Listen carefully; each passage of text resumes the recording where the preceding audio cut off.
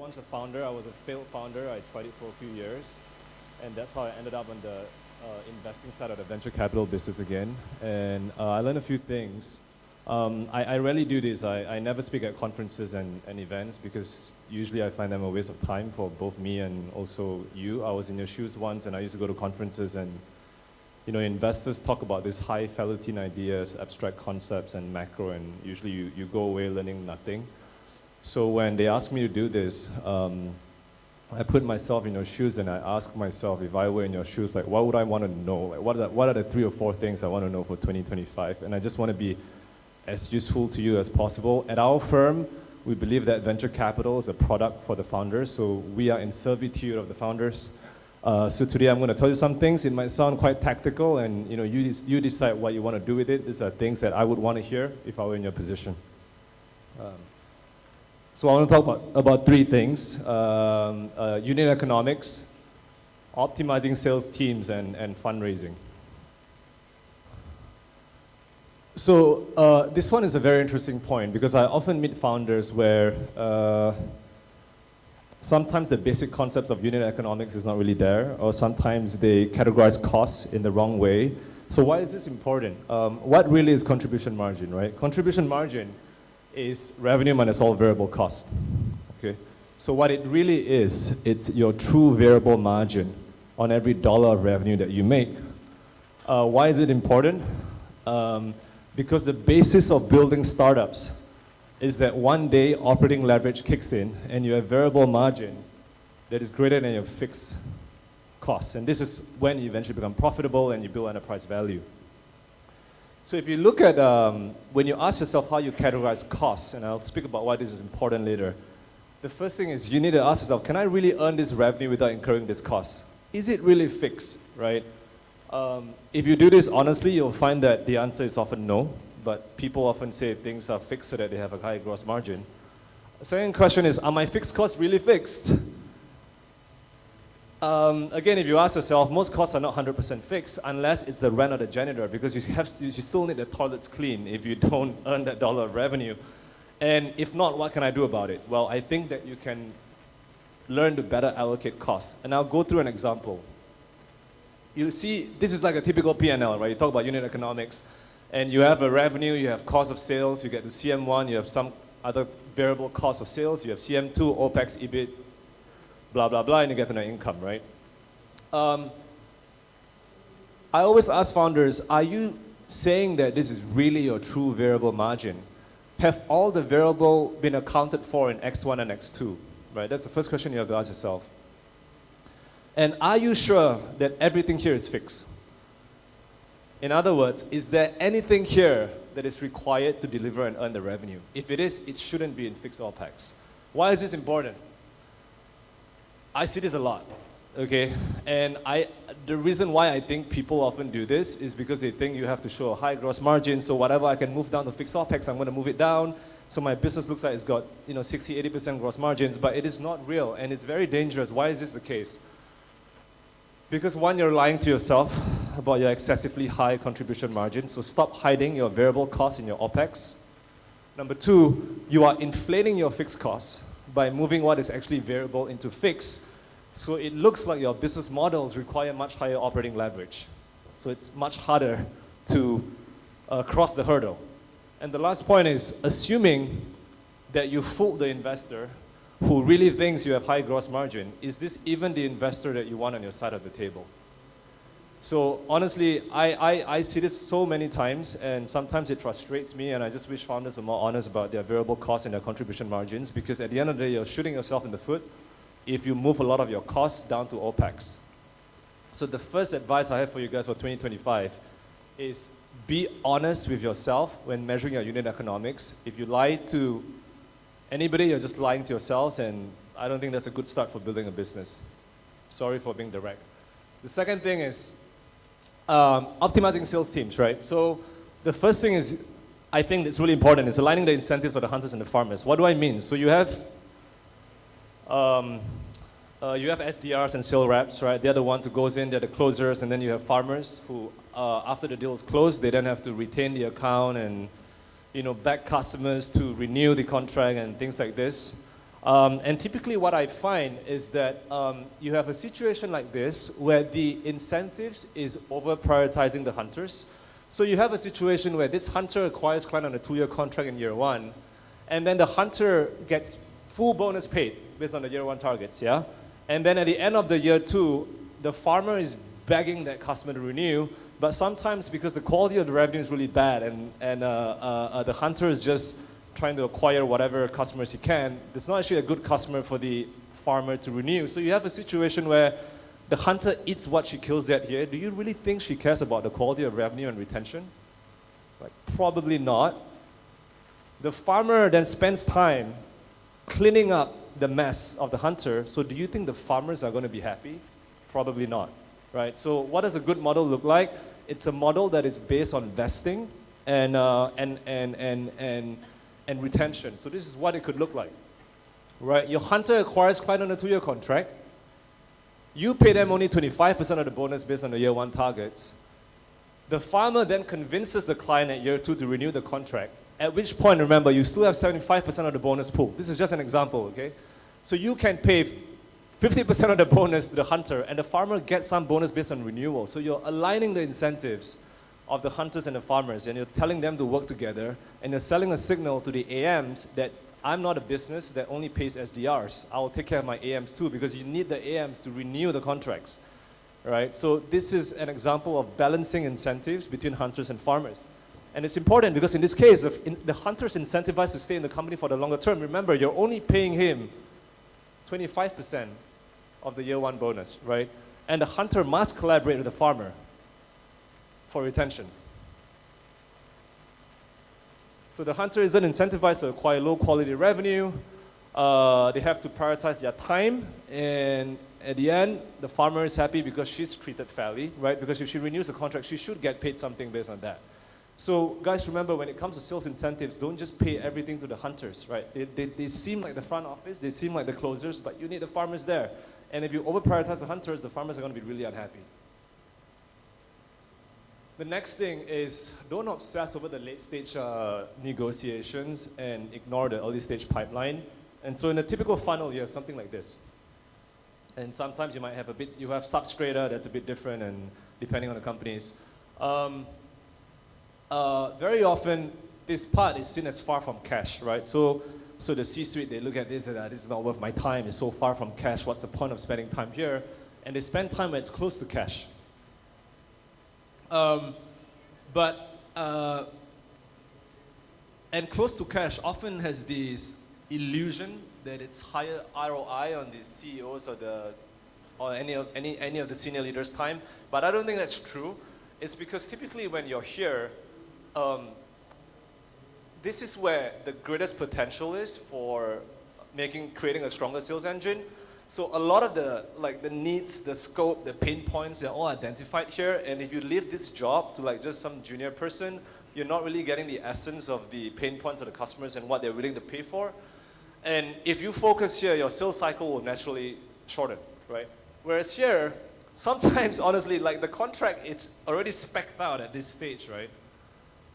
Maybe the sales engineer starts coming in here and is speccing. So really, there's not really a lot of room to drive value here because the terms, the pricing, the tenure of the contract is most likely already agreed. So often CEOs think, I got to be at the final table where I push it across the line, you know. Actually, I think where senior leaders should spend time on is on the front part of the funnel. Because the late part of the funnel, it's like the ball is 1 meter away from the goal and there's no goalie and you're just kicking it across, right? So if you do this, I think you're just, maybe you're trying to make yourself feel better. But the truth is a lot of value is driven here. This is how you shorten your sales cycle, is when you really focus on the processes here. And then number 3 is, and I've been in this position before, where you feel like everything is so chaotic, and you start asking your teams for more and more data so that you feel in control. And I think this is really toxic. When you do this, day in, day out, week in, week out, you're actually just trying to get a a greater level of control and visibility for yourself because you feel insecure. And this control is very unproductive because you create a lot of work for people. You put more metrics to keep tabs on what's happening. You increase reporting cadence. But when you do these two things, you're taking time away from productive sales time. Just remember this, okay? You're making yourself feel better because now you see more numbers, but you're taking time away from them to sell. So I think we need to move from a model of inspecting sales effectiveness, which is what a lot of founders end up doing to make themselves feel better. And this stage typically looks like this, right? You ask them to gather a lot of data, there's multiple level of reviews, so there's a lot of internal alignment time and you have less time and energy for selling. We need to move from this to actually improving sales effectiveness, not inspecting. And this one is, you just need a dashboard of a few leading indicators. You don't need too many things. And you need the right reporting cadence and you let them do it. That's why you hire good people, right? If you do the first thing and you look over people's shoulders and ask for numbers every day, then what's the point of hiring good people? So you need to have a level of decentralization and trust in your staff. You need to trust the leading indicators of sales forecasts that you have instituted, and you need to trust that the numbers will get you through. And stop asking for so many things because you're just wasting time. So that's my second advice, is ignore short-term mergers. Try to build a long-term sustainable sales engine. Short-term mergers are trying to kick the ball across the goalie line and close the deal yourself instead of letting a salesperson do the easiest part of the funnel. Asking for numbers all the time, right? Like, focus on the long-term sales engine. The last thing is an open secret, I think, that a lot of people here know and many founders know, is that the truth is you're overvalued from the last bull run. If any investor tells you otherwise, I would be really careful about taking money from that person.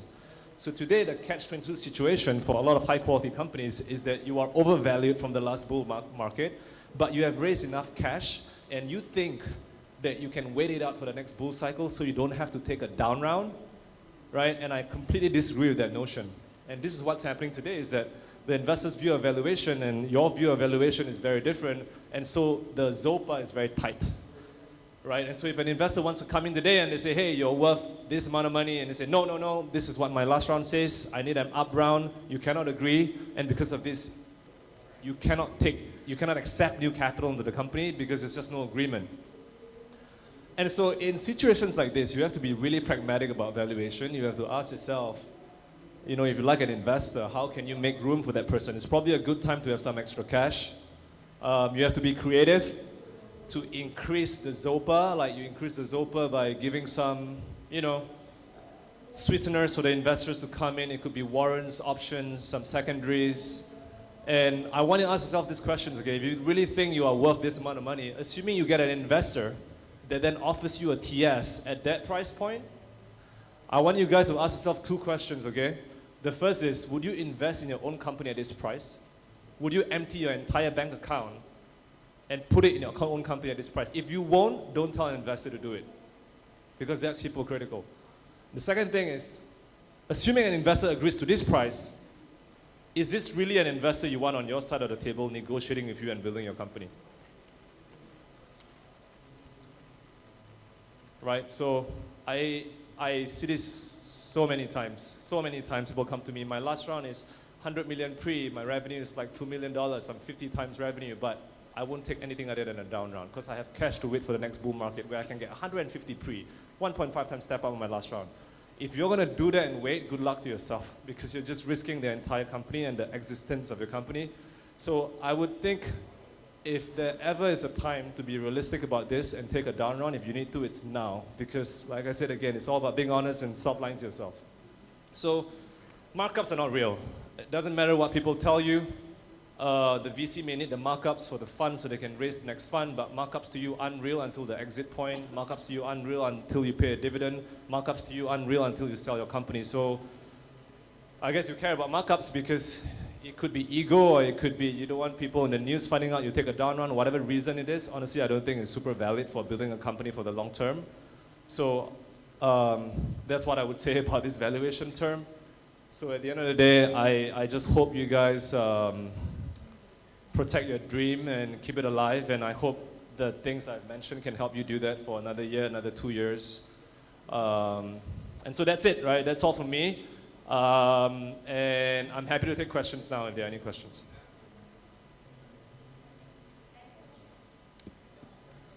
For Dimitra?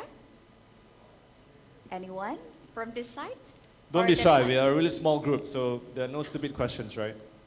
And you are the first speaker, yeah? Anyone? Oh, yeah. Can we help you with the mic? Please mention your name and also organization. Hi, thank you for the speech, Claudio. We do healthcare with AI for hospitals in Indonesia. Hi, Claudio. It's very interesting, the conversation, and I know that founders are always very skeptical to take a down round, especially considering terms and conditions they might had in previous dates, like liquidation preference or anti-dilution clauses. So in that case, what is the best way to deal with previous investor in order to accommodate a new one? Great question, yeah. Thank you. Private markets are really tough. And the reason why they are tough is because by the time you're Series C, you have 4 different liquidation preferences on your SHA. Every round has different terms. And so you're really trying to line the ducks, right? And trying to get everybody to agree to the Series C plus who's coming in and giving you a down round, right? So it's a really tough conversation, but I think I want to talk about like how you have this conversation, but technically speaking also what you can do.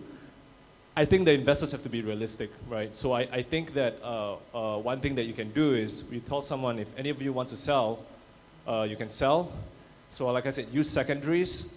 And of course you want some new capital in the business. Some of the secondaries that you sell, part of it, you can tell the new investor that it can be reclassified into a higher preference, right? Even if they buy a lower preference stack.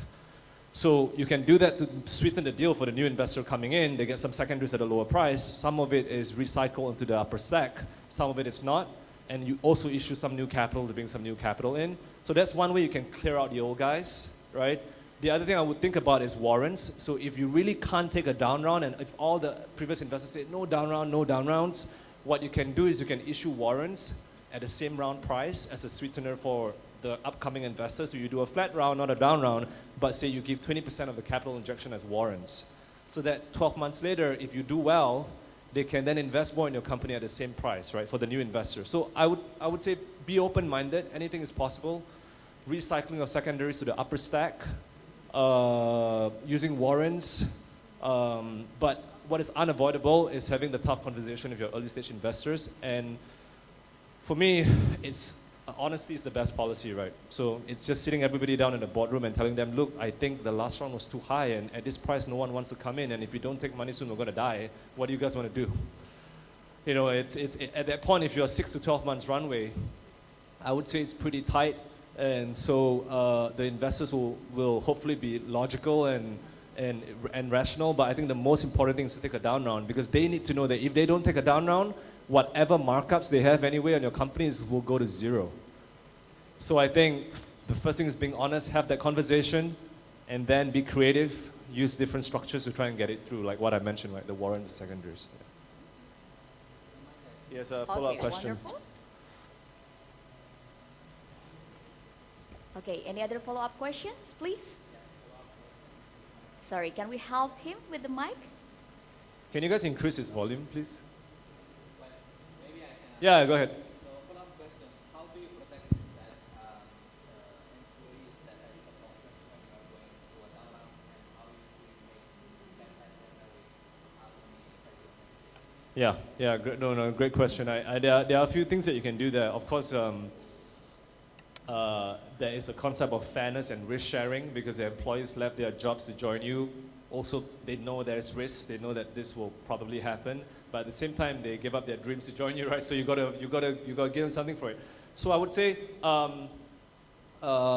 typically I reload the ESOP pool and issue more ESOP. That's one way to do it. You shouldn't get them back to parity where they were before, because like I said, employees have to take a risk to join you because you're a startup. But if the price drops from $10 to $5, you can issue them more options such that they would eventually own the equivalent of owning $7. Right? So I would reload the ESOP pool, get approval from the existing investor, reload the ESOP pool, give them more options before you raise a new round. Or you could raise a new round, then tell the new investor as part of the package, we're all going to share the risk. We're going to reload the ESOP pool by 10% so that I can give my employees more stock who have stayed with me, because if not, they're going to leave, right? So the nuance of when you reload the ESOP pool, is it before the new investor or after the new investor comes in? That's up to you to handle. But one way to solve this problem is to give them back more shares. But you don't make them completely whole, because they have to take a haircut, they have to take a risk. So that's the way I think about this employee thing, right? It's just giving them back more ESOP. Yeah. Okay, all clear? Thank you very much for the question. I think we have time for another question. Anyone? All good? Any other questions? Okay. Thank you everyone for your time. I hope it was at least mildly useful, and all the best for 2025. And I just wish you guys all the best. It's really tough building a company. You guys are all my heroes. I failed. I hope you guys don't. But all the best. Be realistic, be pragmatic, and yeah, Godspeed. Yeah. Thank you.